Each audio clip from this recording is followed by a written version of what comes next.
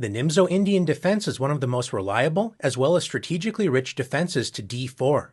We reach this fascinating opening after the moves d4, taking space in the center. In response to d4, black can play the solid d5, taking a fair share of the center, but black can also remain flexible with knight f6, developing the knight as well as preventing e4. In response to knight f6, white typically takes more space in the center with c4. Controlling as much of the center as possible, black signals the possibility of a Nimzo-Indian defense by playing e6, supporting the center as well as preparing to develop the dark-squared bishop. If white continues with the classical knight c3, developing the knight and preparing to take more space with e4, instead of playing d5, turning the game into the classical queen's gambit declined, we reach the Nimzo-Indian after black plays bishop b4. Pinning the c3 knight, which prevents e4 for the time being. The Nimzo-Indian is a strategically rich opening with several plans available for both sides. Instead of trying to memorize several variations, it's a better idea to focus on understanding the typical themes and ideas in the opening. We can see a direct clash of ideas with the move a3, turning the game into the Zamish variation. Before black has a chance to consider retreating the bishop at a later stage, white spends a tempo to claim the bishop pair, provoking bishop takes c3 check. B takes c3. White now has the bishop pair, a long-term advantage, but must accept a worse pawn structure, especially the doubled c-pawns, an isolated pawn on a3, which denies the dark-squared bishop the possibility of playing bishop a3 for the time being. In these type of structures, white will often dream to play e4, grabbing more central space and trying to open up lines for the bishop pair. Black, on the other hand, needs to decide how to target white's center. Adding pressure against d4 is a common theme, so it's no surprise that black will often play c5, striking against d4 and trying to provoke another concession in white's pawn structure. If white plays d takes c5, creating isolated, tripled pawns, black may continue with knight a6, preparing to capture the c5 pawn. Or else black may play queen a5, attacking c5 and c3 at the same time. If white decides to take space with d5, black can stabilize the center with d6, preventing the d5 pawn from advancing and revealing the light-squared bishop's protection of e6. By playing d5, white's doubled c-pawns are fixed in place, and although they do help support the center, they are fixed weaknesses white needs to keep in mind. In response to c5, a common idea for white is to support the center with e3. This solid move supports the d4 pawn. The dark-squared bishop is now out of play for the time being, but white hopes to later expand in the center with e4 to liberate this piece once the center proves stable enough to do so. Black continues with the strategy to add pressure against d4 with knight c6, when white can activate the light-squared bishop with bishop d3, centralizing the bishop as well as supporting a future e4. Black can remain flexible and castle the king. White may decide to develop somewhat automatically with knight f3, but an interesting twist is knight e2. From the e2 square, the knight supports the center and allows the f-pawn to advance and take more space. A sensible continuation for black is d6, protecting the c5 pawn and allowing black to play e5 in the future if it proves desirable. Moving the pawn to e3 is often played with the short-term goal of supporting the d4 pawn as well as allowing kingside development, but the e-pawn has a lust for expansion, which we see with e4, taking space in the center as well as opening up the dark-squared bishop. Black could try to block the center with e5, but an instructive idea for black is to play the strange-looking but positionally motivated knight e8, avoiding an annoying pin with bishop g5, as well as preparing to meet f4 with f5, after white castles the king, moving the king to safety and positioning the rook to support f4, f5 ideas. This is a good moment for black to focus on queenside play with b6. This move helps support the c5 pawn, which blockades white's doubled c-pawns. And attacking c4 is a common strategy for black in several lines in the Nimzo. Black prepares to play bishop a6, followed by knight a5, intensifying pressure against the c4 pawn. After b6, white is not interested to simply sit around and wait for this to happen, so white expands on the king side with f4.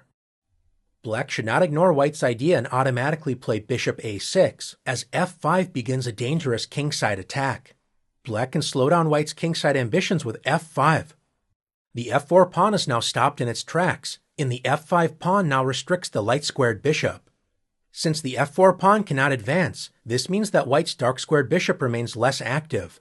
Black will be able to create good counterplay against white's broad center, but white is certainly not without resources as well. One idea to consider is d5, taking space in the center, and adding pressure against black's light squares. Another option to consider is knight g3, adding pressure against f5, as well as increasing the mobility of the queen on d1.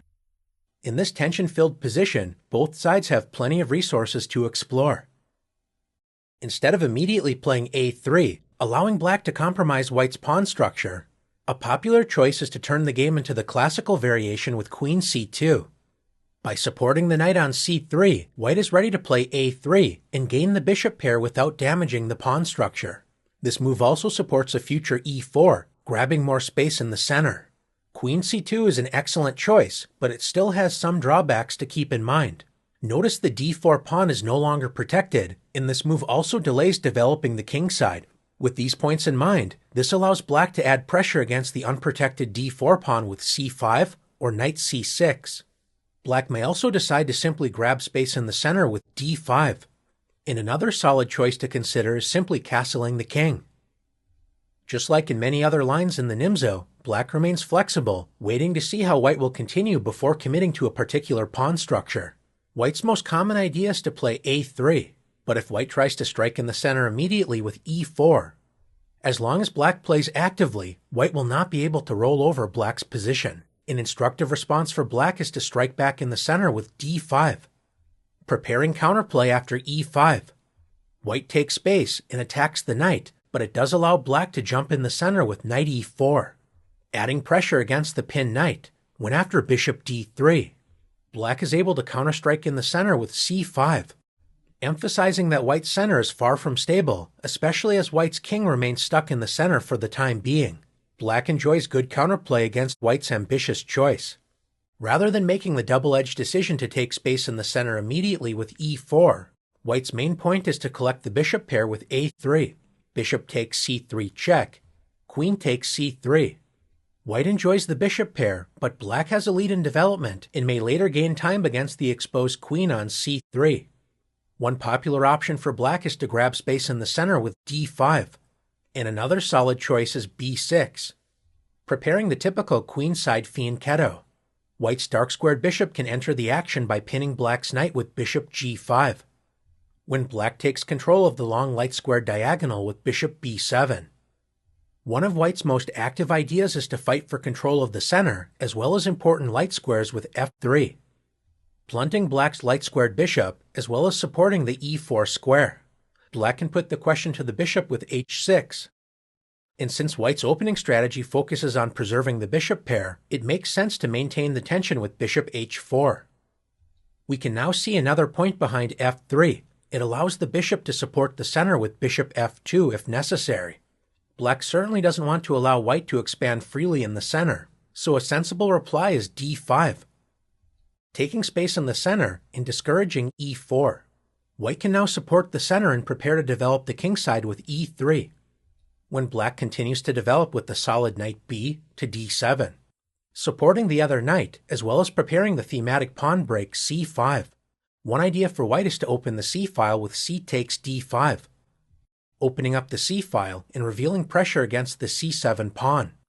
The point is, if black plays e takes d5, certainly not a bad move within itself, white will not be under any serious pressure, so white can play bishop d3, preparing to build an initiative with the bishop pair. Instead of this automatic recapture, black can take some of the sting out of white's plans with the surprising knight takes d5, attacking the queen and revealing the tension between black's queen and white's dark-squared bishop. After the queen trade, bishop takes d8, and knight takes c3.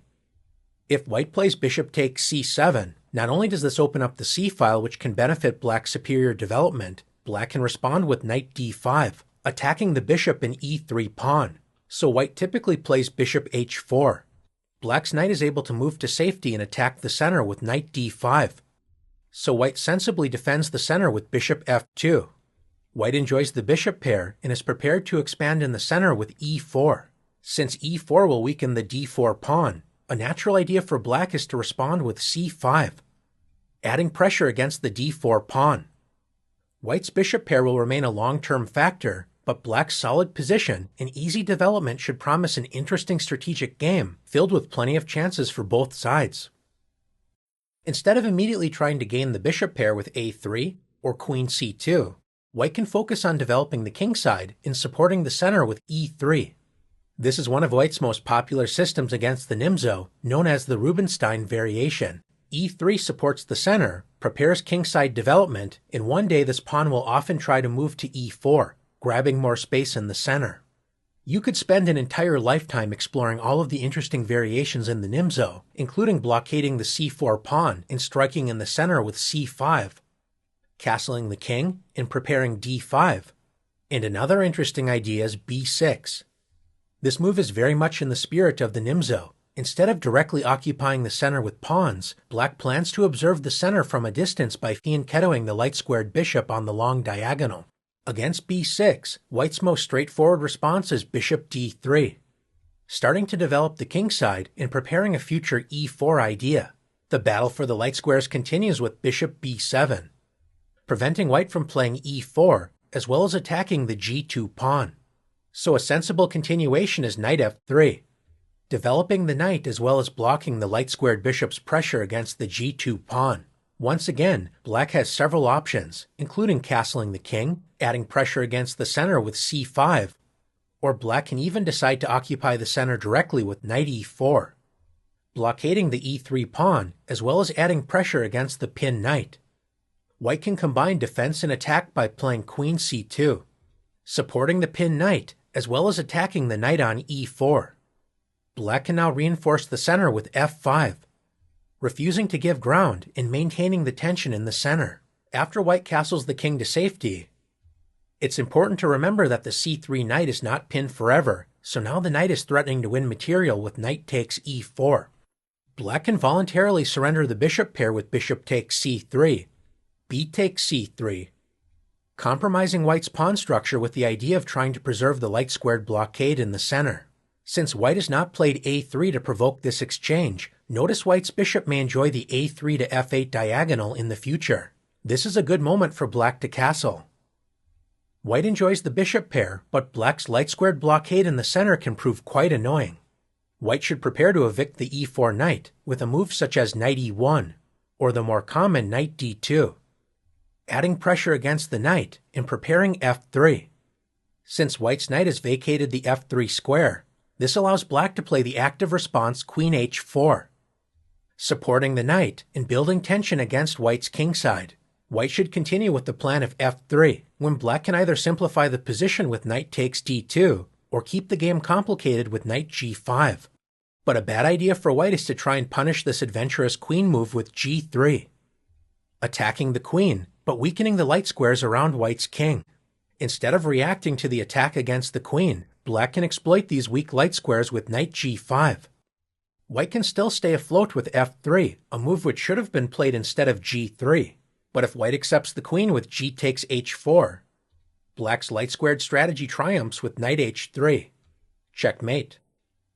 In addition to the straightforward bishop d3, white has another interesting idea with knight e2, supporting the pinned knight, so if black captures the knight, white can play knight takes c3, maintaining a healthy pawn structure. One drawback to this move is it blocks the light-squared bishop, so the c4 pawn is loose. Black can immediately add pressure against this pawn with bishop a6. White sometimes responds with knight g3, revealing the light-squared bishop's defense of the c4 pawn. But a more popular option is a3. Black may decide to preserve the dark-squared bishop with bishop e7, definitely an option worth exploring. But another reasonable plan is to play bishop takes c3 check, surrendering the bishop pair after knight takes c3. White has avoided doubling the c-pawns, but black is ready to strike in the center with d5, adding more pressure against the c4 pawn. White can reinforce this pawn with b3, when black typically takes the chance to castle the king to safety. A flexible choice for white is bishop e2. Without a knight on f3, and with black's bishop on a6, it isn't out of the question to consider a future bishop f3, adding pressure down the long light-squared diagonal. Continuing to add pressure against white's center is a reasonable plan, so black may consider playing knight c6. Preparing knight a5, adding more pressure against the c4 pawn. One interesting idea for white is to play a4, awakening the dark squared bishop, and also supporting the b5 square.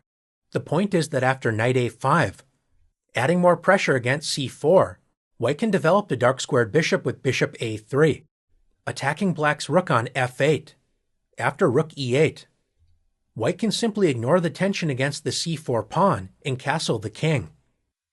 Black should definitely consider reinforcing the center with c6, also discouraging future knight b5 ideas. But if black plays the materialistic d takes c4, white can play b4, attacking the knight and threatening b5. So black's knight is forced to lunge into enemy territory with knight b3. In response to knight b3, the rook can calmly step to the side with rook b1.